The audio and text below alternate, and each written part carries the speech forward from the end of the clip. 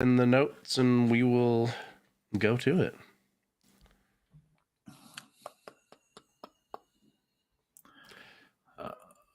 Just looking at the where I'm putting it. Okay.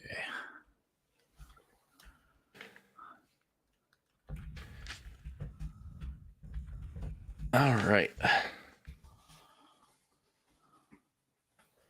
All right, you ready to get started? Sure. Okay. Get ready to laugh out loud with Wise and Nerdy, the show hosted by two hilarious dads who are bringing their unique blend of wit, wisdom, and nerdiness to the airwaves. From sharing hilarious anecdotes about their own experiences to giving advice on navigating the ups and downs of life, these two dads have got you covered. But that's not all. They're also obsessed with all things nerdy, from comic books and sci-fi movies to video and board games. So whether you're a fellow dad, a pop culture fanatic, or just in need of a good laugh, tune in to Wise and Nerdy and join in the fun.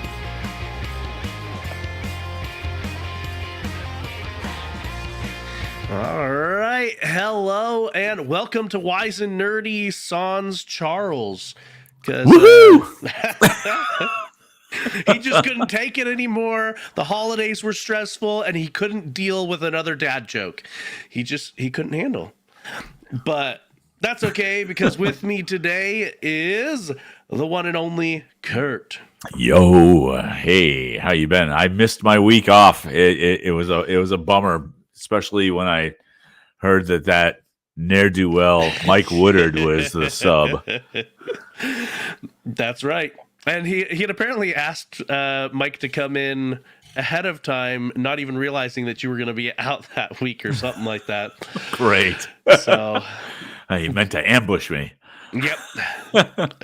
So it was going to be the four of us apparently, but yeah. But yeah, I don't even remember where Charles is right now, really. But man, He's probably in some ambulance chasing lawyers. That all right. That Yeah. could definitely be true. Yeah. Definitely. But anyway, we have an awesome. Whoa, that did not work at all. The buttons. It's the question of the week. And this episode should be coming out just before Christmas. So, what is your favorite holiday tradition? So this one for me is easy. My favorite holiday tradition actually became a tradition accidentally. And so when my kids were really small, I want to say like 6 and, well, not even 6 and 2, probably 8 and 4. We lived in a house and we had a fireplace and I had a rocking chair, and I said, I want to set it up so that the kids are in front of the fireplace, and on Christmas Eve, I'm going to read The Night Before Christmas to them. And it was all for me. It was all like, this is something I want to do. And I did it a couple of years in a row, and all of a sudden, the kids started, before it was time to go to bed on Christmas Eve, they started going, are you going to read to us? And I'm like going, you want me to? And they said, yeah. And so they sat down in front of the fireplace, and I got the same book, and I would read the story to them. Well, after about 15 years of doing that, the kids are adults, and they still come to me on Christmas Eve and have me read. And it's very cool.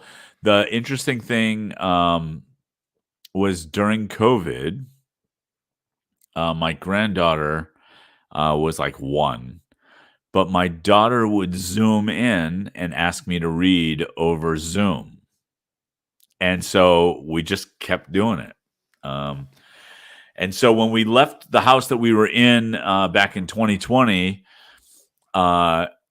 as we had packed up everything and moved it to the new place, I couldn't find the book.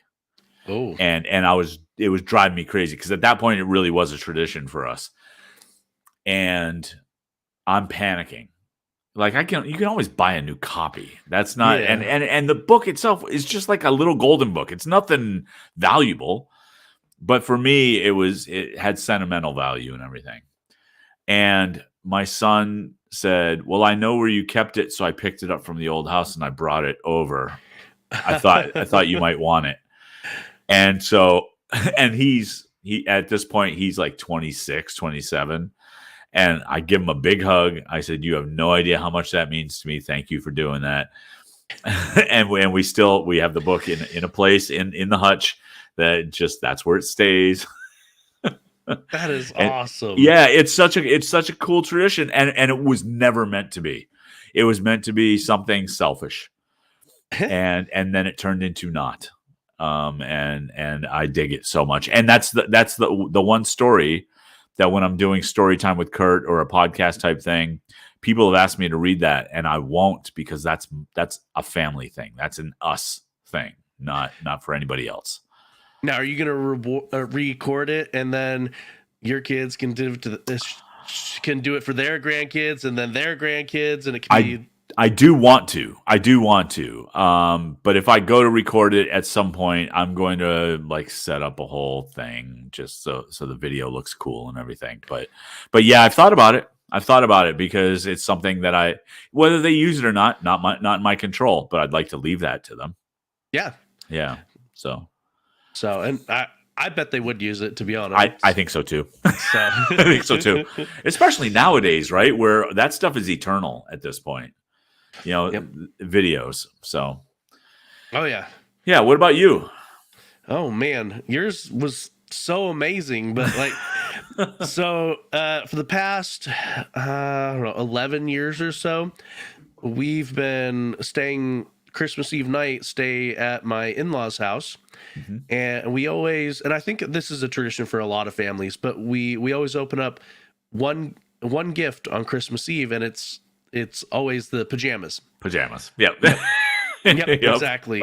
And so that way the kids can wear their new pajamas and everything. And then in the morning we take pictures in the pajamas and whatnot. And in the morning we actually have a breakfast, and it's basically the same breakfast we do every Christmas, where we do embellished eggs and orange rolls and stuff like that. And so my father-in-law always gets up like an hour before everyone else and preheats the oven and puts the embellished eggs in. And what are embellished eggs? So I've never actually made it myself, but as far as I can tell, my in-laws, they prep it the night before, where it's got chopped up bread, and it's put into like a 9x13 pan, and eggs are whisked up and put inside of it, along with sausage, little sausage, like andouille sausage, and then I think they put some cheese in there as well. Mm-hmm. And so you let it sit overnight so that the bread can absorb all of that, and then you bake it in the oven in the morning, and yeah, it's tasty. It's yeah, good. It sounds like almost like a French toast casserole type thing, only probably not toasty. Yeah, not sweet. It does end up with it is a little crispy on the top. And my in-laws like to put salsa on it as well, and yeah, it's good. Yeah, you lost me on the salsa, but otherwise, no, it does sound great. It sounds great. Yeah. So we do that every morning, and then the orange rolls are always a big hit. So, and for those that don't know what orange rolls are, they're kind of like cinnamon rolls, but they're citrusy. They're orange. So yeah, I think I've had them. Not often, because they're not as common as cinnamon rolls. But yeah, that same like Swiss roll type spin on it with an orange frosting type. Yeah, like an orange glaze. Yeah. So, and yeah, we always eat breakfast, and then after that is when we start doing presents and everything. So, but yeah, that's what we've been doing for the last about 11 years almost now. So it's Cool. been a lot of fun. A lot of fun. Now, does your wife know how to make the breakfast stuff yet? She's never made it, but I don't think it's that hard. So she would just have to get the recipe from my in-laws. So, because my mother-in-law, whenever she finds a recipe she likes online, she saves it off to a folder and then she prints it out and puts it in a 3-ring binder. So she's got a big old binder of all of her recipes that she's liked. So I understand completely, except all of my recipes that I've printed out, I don't put in a binder. They're sitting in a stack on top of the refrigerator. Yep. Very cool. Very cool. Yeah. So I was just wondering if it was going to be one of those things where, well, you don't make it like Grandma used to make it.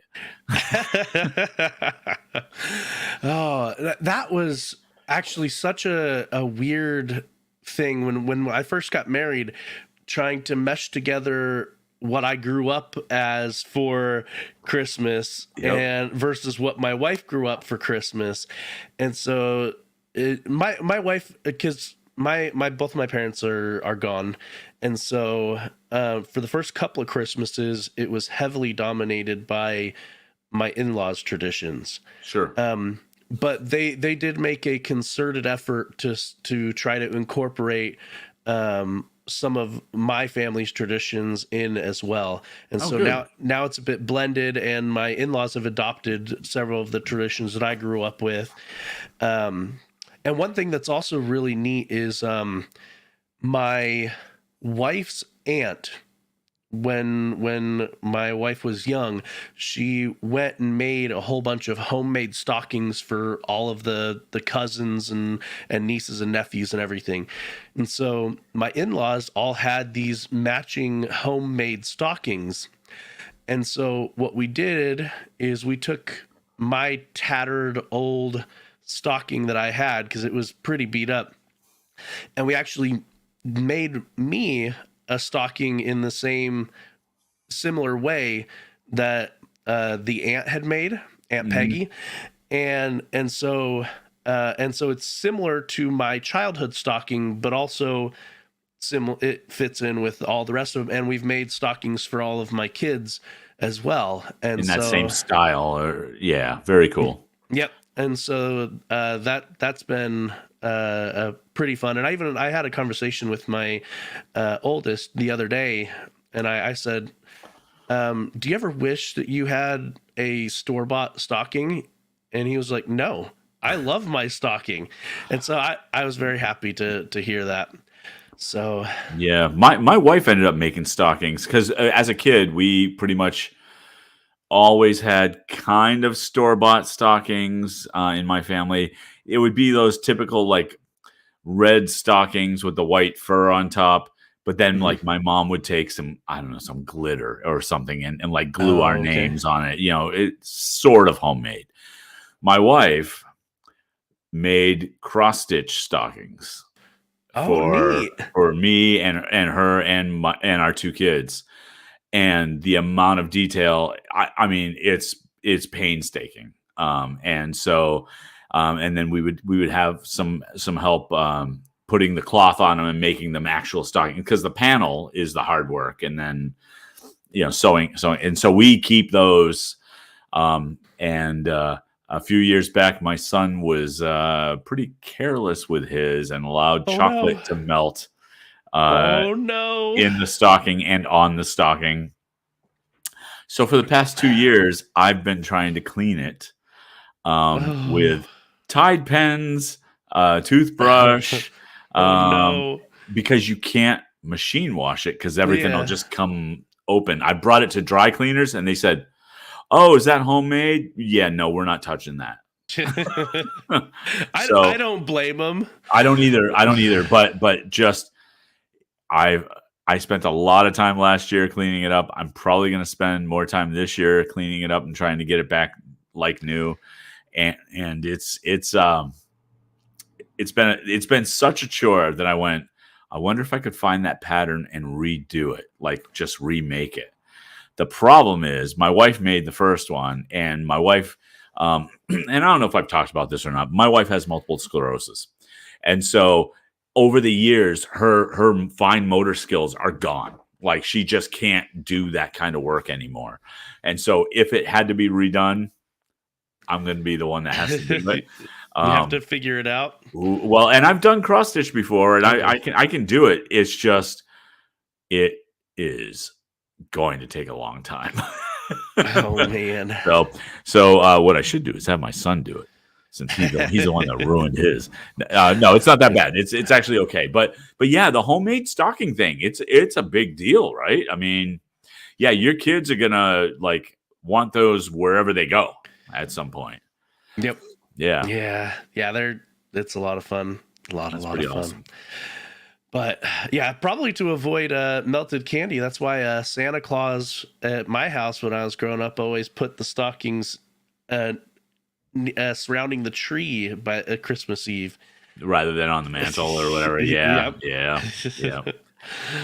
So just a note for a future show, because Charles should be part of this as well. When you were talking about blending the families and adopting things from each family and whatnot, food and recipes and like whose spaghetti sauce are you going to be using? That kind of thing. Yeah, that's a challenge. Yeah. All right. Well, Cool. I think it's time to start. Roll that dice. Stupid Mike.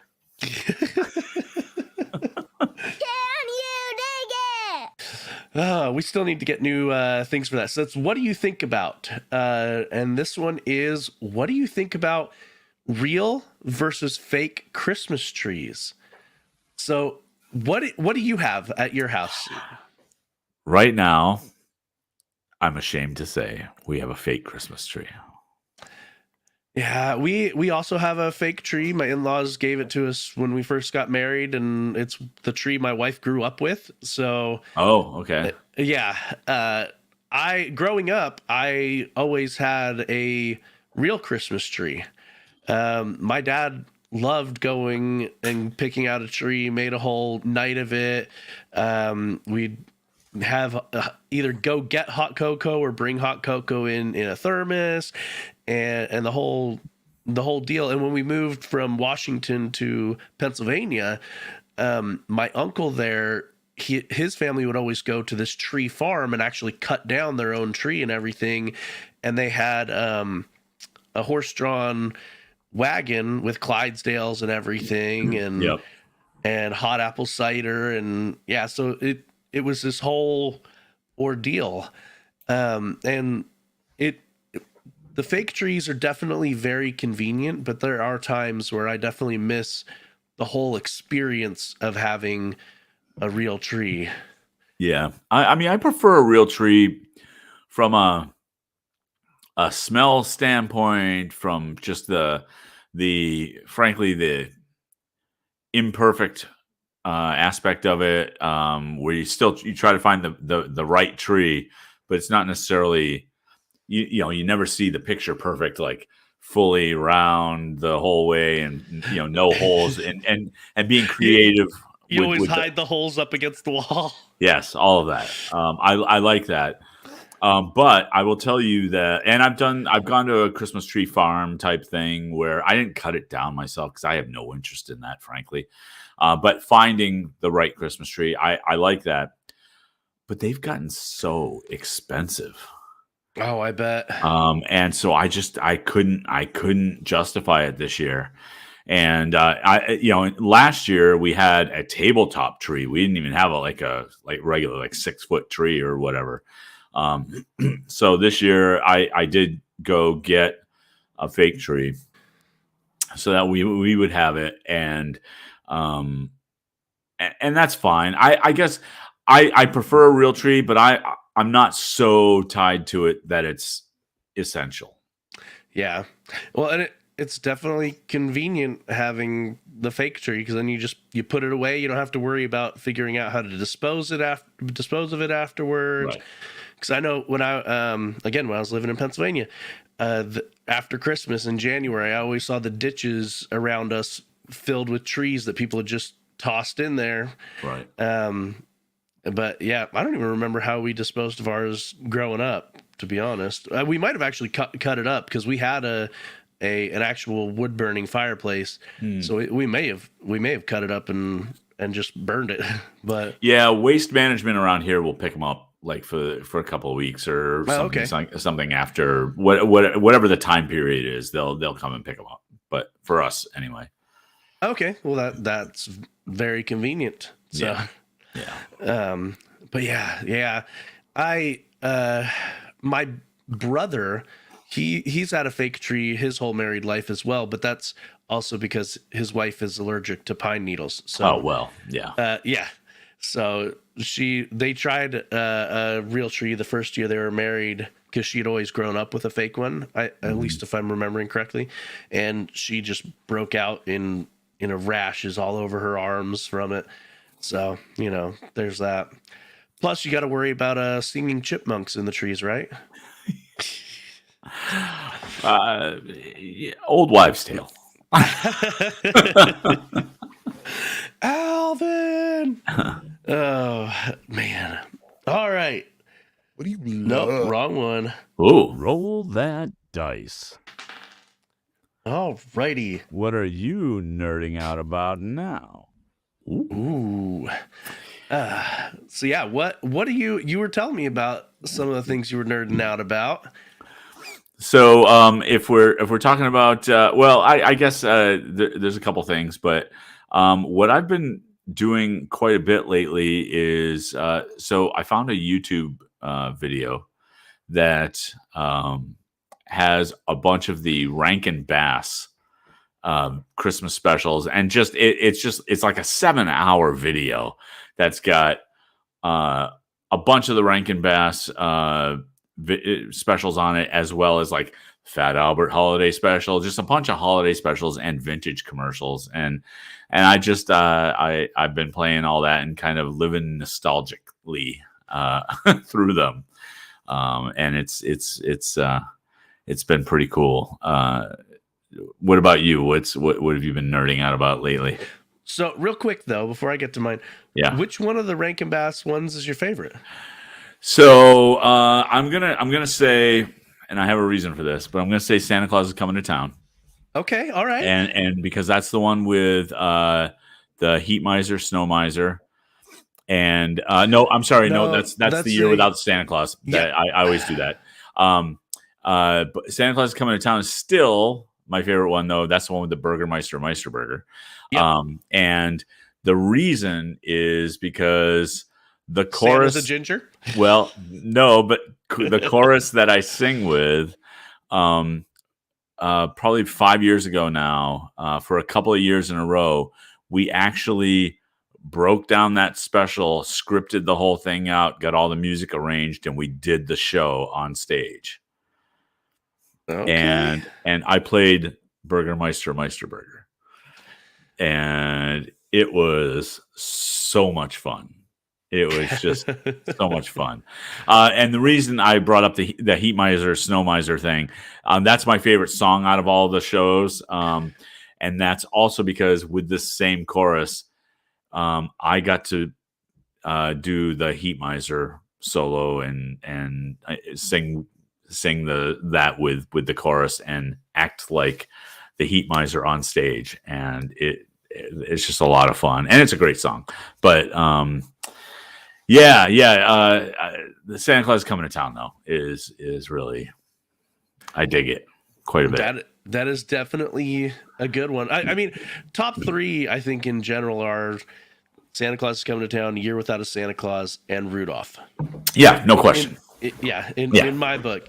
But the one that I think doesn't, I think is underrated is Jack Frost. Jack Frost has moments. I do like it. I do like it. It's a little quirky and a little different, and I get why a lot of people rank it lower down, but yeah, I don't know. I've always liked the Jack Frost one. Yeah. So I got to see Little Drummer Boy recently, and I'd forgotten that's kind of a dark show. It's really like when you start out, the kid just hates humans. Like he associates with the animals because he was so abused as a kid that he hates humans. And I believe his family was killed like by other humans. Maybe I need to rewatch that. I haven't watched it in several years, but yeah. And so it was, and then the adult that takes him in is a con artist and makes him perform for cash and like paints a smile on his face because he won't smile because he doesn't like to deal with humans. It's like really just like, whoa, what's happening? Oh man. Yeah, I forgot because all you ever remember, or at least all I ever really remembered, was the very end. Yeah, where he's playing, at the manger, and just okay, cool. Oh, man, yeah, and apparently there's a Little Drummer Boy book too. I have not seen that one. Interesting. I'll have to look now up with more on symbols. Oh man.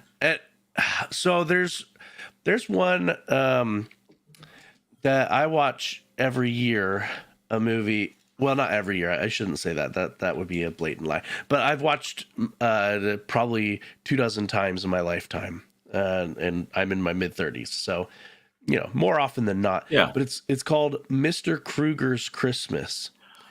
Oh, I've heard of that. Animated? No. It's not animated, and it has Jimmy Stewart in it. Oh. He's an old man living alone in a basement, and some carolers come to his door, and it's clear that he is lonely and he's a widower, and so he ends up tagging along with the carolers, and he daydreams during the songs, daydreams about the manger event with Christ being born and everything. Huh. So yeah, interesting. It's a pretty good one. Yeah, I'll have to look that up because obviously, "It's a Wonderful Life" is kind of like, oh yeah, the best Christmas movie ever pretty for much, me. Yeah, pretty much. But yeah, Mr. Krueger's Christmas. I think it might have been made by my church, maybe. I don't know. I've watched it growing up. I don't even know if it's available to watch online or anything, but yeah, it's a good one though. It's a very good one. So, but what I'm actually been nerding out about is 8-Bit Christmas. Have you seen 8-Bit Christmas? I don't think I have. So it came out within the last 2-3 years. Okay. And it's got Neil Patrick Harris, and it's kind of the spiritual successor to A Christmas Story, kind of like a modern retelling ish. Okay. And so I don't know. They evoke similar thoughts to me, but this one it's very different. He is reminiscing with his daughter about his machinations trying to get a Nintendo for Christmas, the original NES. Yep. So trying to convince his parents and doing all kinds of other shenanigans. And so that's why it kind of evokes A Christmas Story images in me, because he's so dedicated on his Red Ryder BB gun. But yeah, it's a really good one. It's on it's not HBO Max, it's just Max. It's on Max. Yep. And watched it the past couple of years, and my kids were like, I want to watch it. And so that was one of the first Christmas movies we watched this year, because they were dead set on watching it. That and Jingle All the Way. Those were a couple of the first ones we watched. So I look. I've seen Jingle All the Way. Eh, eh. It's and I like Arnold. I just I don't know. Doesn't do it for me. It just doesn't do it for me. well, But then again, get your cards and letters ready. I'm in the Die Hard is not a Christmas movie camp. So, me too. all right. Charles would be fighting us if he was here. Absolutely. Well, what's funny is Phil Keating, said he found a quote that said, "If you believe that Die Hard is not a Christmas movie, then you have to also admit that Home Alone is not a Christmas movie, because there's a lot of similarities in terms of like when they take place and everything." And so my answer to that was, I will forego saying that Home Alone is a Christmas movie, even though I believe it is. I will forego that because it is more important that people believe that Die Hard is not a Christmas movie. And his only response was, "You're a monster." Oh man. The other thing I've actually been nerding out about is I've been playing a lot more with the 3D printer now that I finally got it set up. Nice. And times are tough for everybody, but especially my older sister. She's a single mom with 3 kids, and so I knew this wouldn't cost me much, but I wanted to 3D print some stuff for her kids. Yeah. And so here's one of the things that I printed today. Oh, very cool. So for our podcast listeners, it is some 2D art of Senku from Dr. Stone that I'm holding up. And then the other thing that I printed off is this. Not sure how well, if you can guess what it is. It kind of looks a little Funko Pop-ish. Yeah, it's definitely a little Funko Pop. It is 11 from Stranger Things. Oh, I could not tell that from that. Yeah, it's kind of dark because it's black. I probably should have done it in a different color. But yeah, so it's 11 from Stranger Things. So because I asked my sister, I'm like, what are some things that your kids are into right now? And so she was like, Dr. Stone and Stranger Things. And then I'm also going to try to print off Toothless from How to Train Your Dragon. Oh, cool. Send that out to her. So I've made a couple of attempts on a couple of different models of Toothless, and they have not turned out well. So I'm hoping, I found a new one today. I'm hoping it will turn out. So, okay. But yeah. Cool. No, that's awesome. Yeah. So it's funny that the only other thing that I'm nerding out about has nothing to do with Christmas. And so I may have mentioned once before, I'm a collector at heart. Like I always have a collection of something going on. And so for a long time, I collected Kinder Surprise egg toys. Okay. And so you can't really get them in the United States, which always made it difficult. I used to trek up to Canada to get them. Okay. And then they tightened up the border. And my neighbor across the street is from Canada, and so whenever she goes to visit, she usually brings back some Kinder eggs for my kids. Yep. But here in the United States now, they've introduced, and for a few years now, have introduced a similar product called Kinder Joy. And it's just, it's not a solid chocolate egg with a capsule in it. It's just like half chocolate. It's egg shaped, but it's half chocolate, and the other half, it completely separately wrapped, is the toy. So I've been picking those up and building my collection again, because I got rid of my initial collection. And so they just came out with Harry Potter mini Funko figures, which are pretty interesting. Let me pull one down, because of course I display them. This is the... As you do. This is the Harry. Okay. There you go. Yeah. So, I found those in the store the other day, and so I've been putting that collection together. And they do a lot of non-licensed things, but they do a lot of licensed things too. So they have like NBA mascots, and they did an Avatar set and a Jurassic World set. When we were in Canada a couple weeks ago, they had Disney Kinder Surprise ones to celebrate the Disney 100th anniversary thing. So bought a bunch of those too. So it's been fun kind of getting back into the collecting thing without going crazy overboard. Oh yeah. Collecting stuff can definitely go way overboard. Yeah. Well, my biggest collection for years, I used to collect Pez dispensers, and I did it for like 25 years, and had quite a collection. You can go down quite the rabbit hole with Pez. Well, I got to the point where getting the newest stuff was easy, and so I started buying vintage, and that's where the pricing can get a little nutty. But I ended up selling almost all my entire collection, and in an effort to simplify and not take up a lot of space in the house.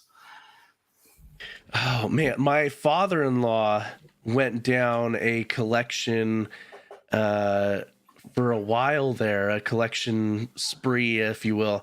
That he when they have a bunch of these metal candy cane ornaments that have the year on them, and it's a specific company that makes them, and so they were missing a bunch of years. And so he tried to track down a bunch of them. And so he filled in most of the gaps between some of the early ones and their newest one. And now they get one every year.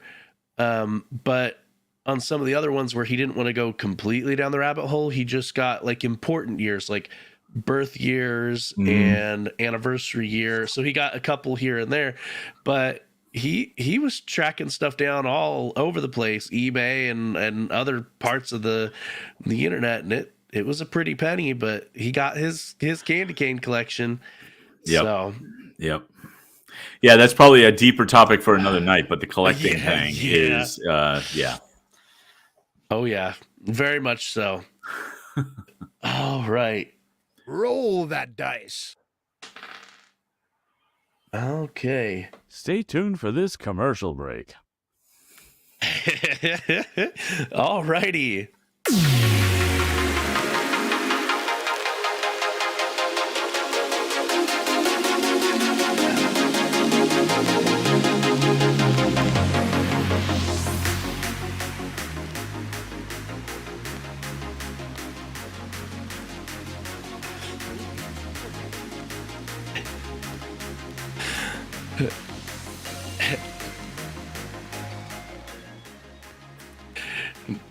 Donate to your daddy. Patreon.com/wise_n_nerdy. I thought it would be best to not say anything, because when Charles listens to this, he's going to go, "Why aren't they interrupting each other?"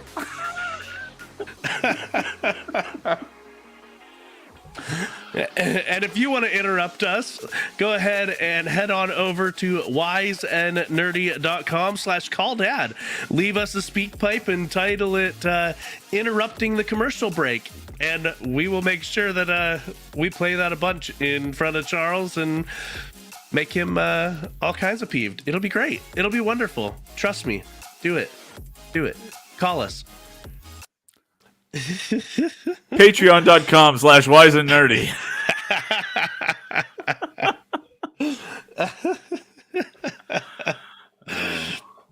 Oh man. It's all for Charles. Roll that dice. Yeah, Charles.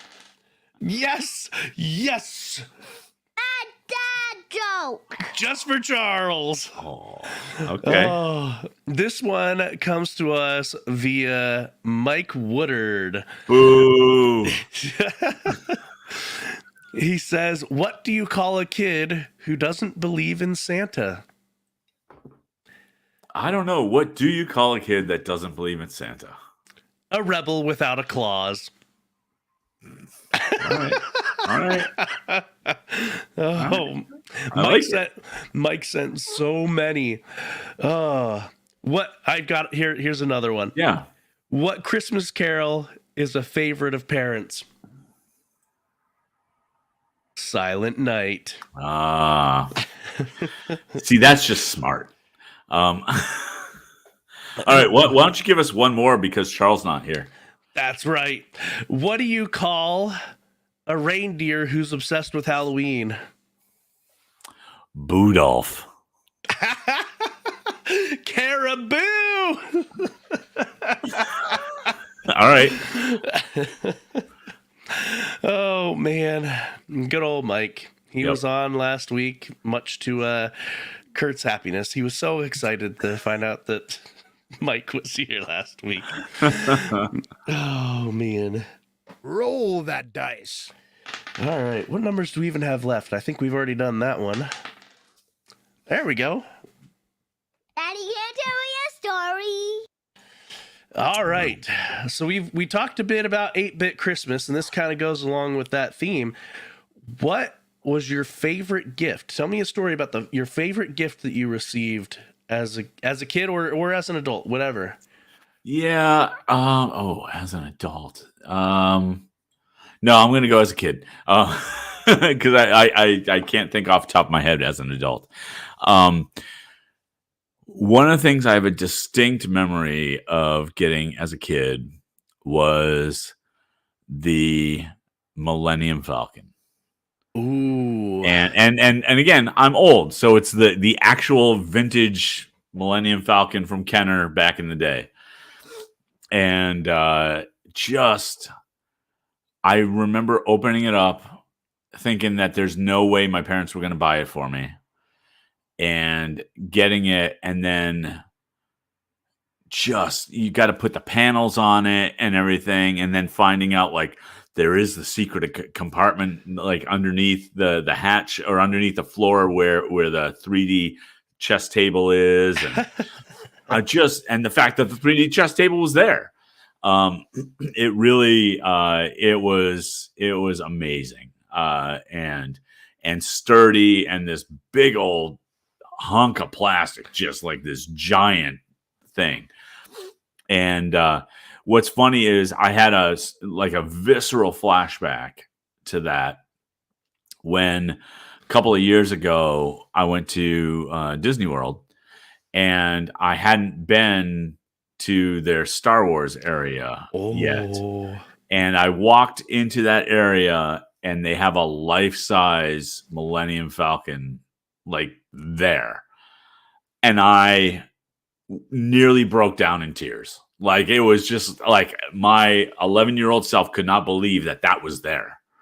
And then going on the ride where you actually can walk through the Millennium Falcon, and I sat at the 3D table, the 3D chess table, and just like, what is happening? Like, this is just it was crazy.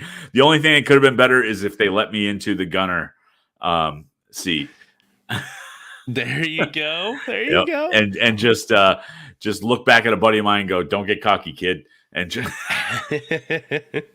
it was awesome. It was awesome. But yeah, getting that as a kid, it just, because I was all about Star Wars back then. Oh man. What about you? Oh, it's gotta be when I was, I think, 6. My parents got me the Teenage Mutant Ninja Turtle van. Yep. And so I was huge into Teenage Mutant Ninja Turtles. And so they got me the van, and it was awesome. So the if I remember correctly, the top came off and the side, or came up, and the side came open, and there was a seat, and I always put Michelangelo in the seat there that would open up to the side, because they would and I think it even shot like little pizza discs out of it. Oh, that sounds right. Yep. And yeah, it was awesome. So awesome. And my parents, I mean, I'm sure that kids around the world, this happened to, especially in the 90s, but my parents, they would every single gift, hold it up, take a picture, hold it up, take a Yep. picture. And so I don't even remember if we even have, because my brother has all of our old photo albums. I don't even know if that picture is in there, but I'm sure that my face was just huge grin on it. Hey, look, imaginary nomad here in the chat. Hey, we were just talking about him. It's true. It's true. We were. Just so you know, Phil, Die Hard is not a Christmas movie. Way to poke the bear. Oh my God. Phil bought a banjo. Yeah, but did you ever put together that hurdy-gurdy I bought you? Oh man. So do you have any of the Teenage Mutant Ninja Turtle stuff from when you were a kid? No, it all, I played with it so much it all broke down and fell apart and whatnot. But it was well loved, just not well taken care of. So, Right. But yeah, no, lots of fun times playing with my Teenage Mutant Ninja Turtle van. And I think my brother had the Millennium Falcon that you were talking about too, because I remember playing with that too. Yeah. He had a lot of cool toys, Millennium Falcon, and he had a whole bunch of Transformers, the big old Optimus Prime with the trailer behind it and all that. Yeah. So Yeah, I was never a Transformers guy, but that was a little bit because it was a little bit later for me. I was a little older and just was into different things at that point. See, that explains Charles's fascination with Transformers too, because he's closer in age to my older brother, and so yeah, he's big Transformers nerd. Yeah, one of the things I did get into though was Micronauts. Back in the day. Yeah, so they were a little bit before Transformers. They were but in that same vein, the GoBots, Micronauts, or Transformers. You know, it's that same type of thing. Only they were a little bit before that, and they had a comic book for the Micronauts. Marvel had published, but it was primarily just to sell the toys. But they had this really cool thing. Most cartoons. Fair. They had this really cool thing called transport tubes. And it was this air-powered, like it had literally had a fan engine. And the Micronauts would fit into these capsules, and they would shoot around this tubes like a hydraulic tube or like a vacuum tube. Type, you know, the mail systems that they used to have where you put the letters in the container, or even at banks, right? The pneumatic tube thing. Yep. It's that kind of a thing, only on a toy level, and it would glow in the dark, and you'd see these things whipping around all throughout. And it was like a really expensive toy because it was a big play set at that time, and I played the crap out of that thing. I don't know what happened to it years later, but it was one of those things you put it together on Christmas morning. It took you like 3 hours to put it together. And it's just like once it finally got together and you got it working, it was awesome. So, very cool. Yeah. All right. Well, we've only got one more left. Ooh. Let Daddy decide. Which is actually the how do I. After Christmas will be New Year's, and so I wanted to talk a bit about New Year's resolutions and to get your point of view specifically. Sure. How do I start losing weight? So, I will tell you in a practical sense that when people say to me, "Hey, at the beginning of the year, I'm going to start losing weight," my initial response is why wait? But let's put that aside. Let's just because that's a philosophical thing. Let's go back to the practical. The way that I always recommend that anybody loses weight is slowly.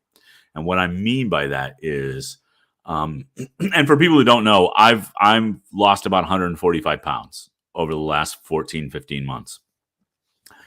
And the reason why I say start slowly is because it didn't come on overnight, and there's no reason to believe it should go away overnight.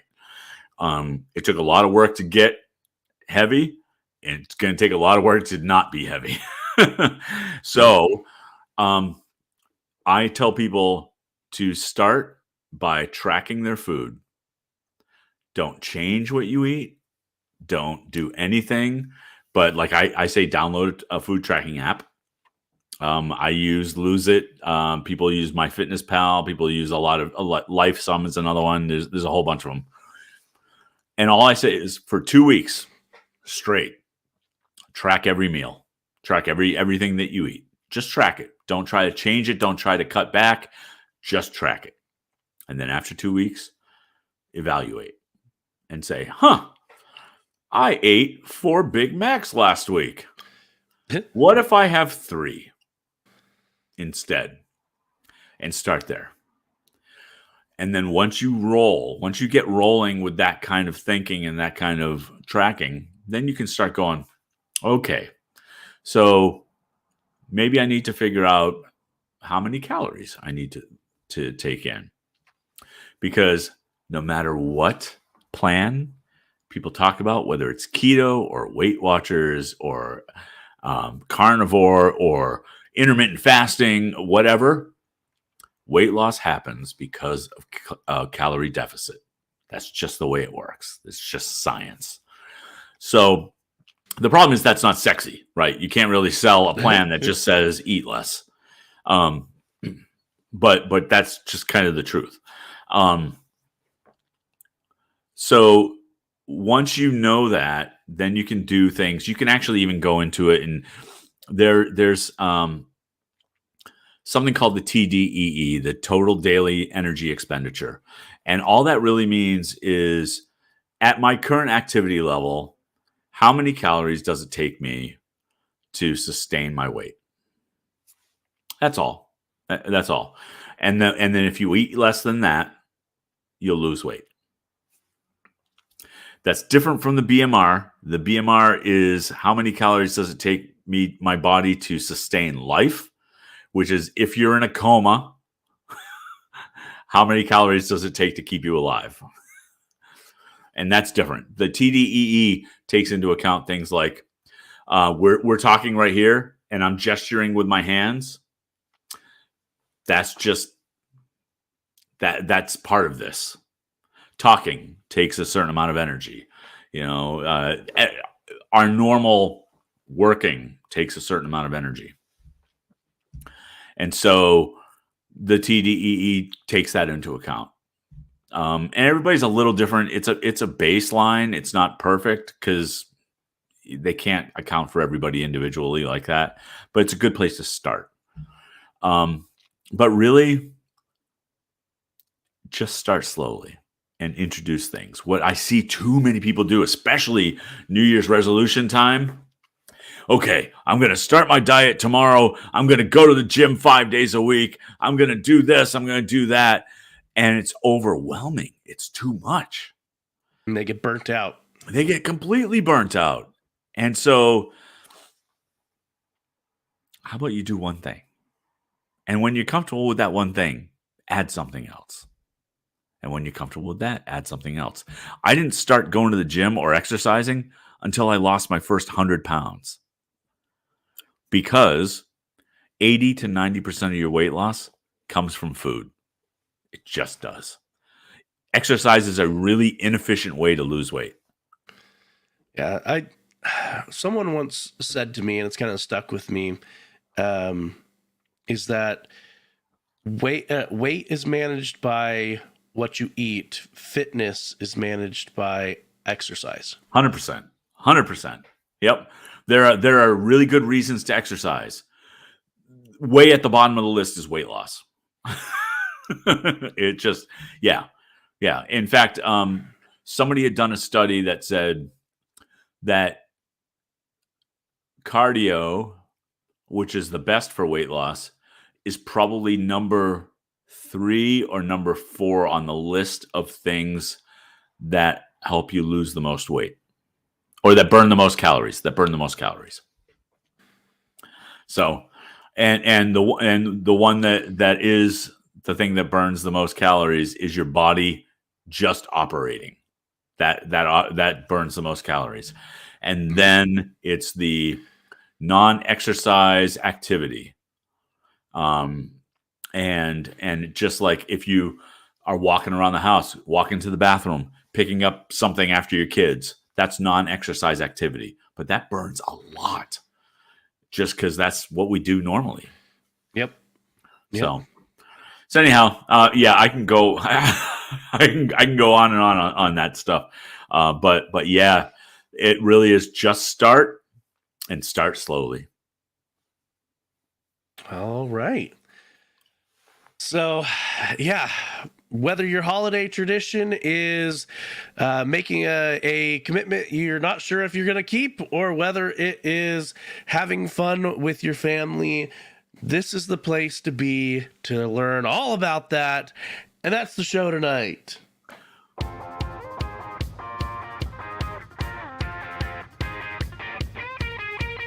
Follow these nerdy dads on social media. Charles at Rock God of Podcasting. Joe. Who cares? Joseph_Ard. Check out the website. Wise and And credit VO by Kurt. As always, they may not be your father, but they'll always be your daddy.